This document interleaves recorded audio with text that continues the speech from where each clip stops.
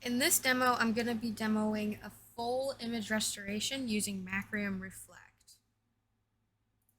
So to start, we need to create a rescue ISO file so we can boot up off of that once we actually power off and remove our hard drive. So we need to go into Other Tasks and Create Rescue Media.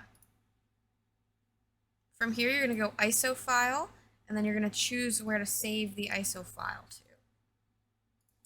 Once you've chosen your location, you're going to click the Build button. Once you see this prompt from Macrium Reflect, you can go ahead and press OK. And then go ahead and open the location you set your ISO file to be stored at and verify that it's there. So I've went ahead and verified that this ISO file has been created, and now we can move on to the next step. Next, we're going to create our backup. So we're going to go backup, and we're going to go backup Windows. Make sure every partition is selected and you have the correct location you want your backup image to be stored in. You can go ahead and click Next.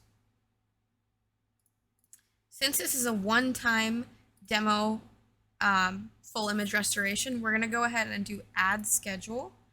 We're going to go Full, and we're going to go One Time Only, and OK.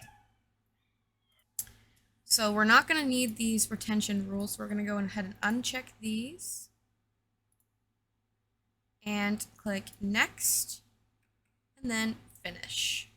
And then run this backup now. Once your image has completed successfully, go ahead and open your location that you have set your image to be stored in and verify that that is there. And then also go to your existing backups tab and verify that that backup is indeed there. Oh no, my computer's been hacked and I really need that backup that I created now because all my information got corrupted. Dang it. Now I'm gonna have to go ahead and turn my computer off. Now I have to go into my settings, and here's the culprit. We have to get rid of this. We're going to go and remove it, and then I'm going to add one that's just like it, the same size, same everything.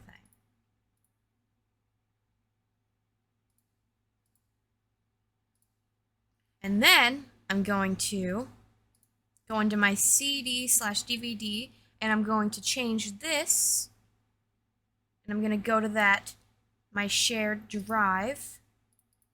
I'm going to set it to this ISO. And then I'm going to power my computer back on. Whoa, what's this weird funky screen? Whoa. This is strange. Oh no, I don't see anything here. Don't panic, that's okay. I'm going to show you what to do.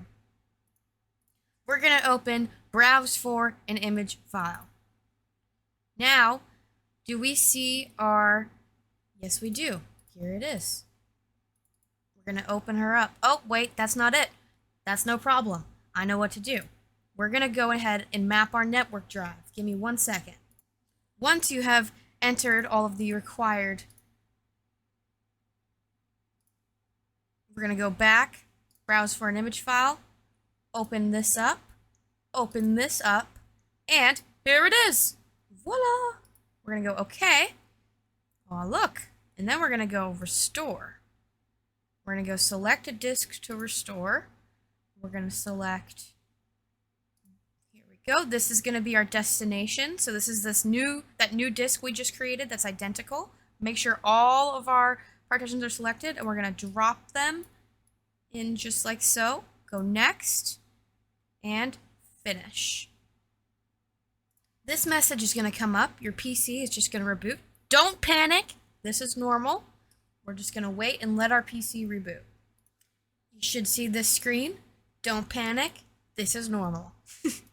Once I get through this screen, our computer should be completely back to the way it was before it got hacked. Alright, as you can see, my PC has returned to the state it was before.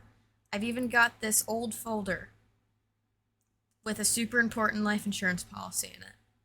Thank you for watching this tutorial, and I hope it helped.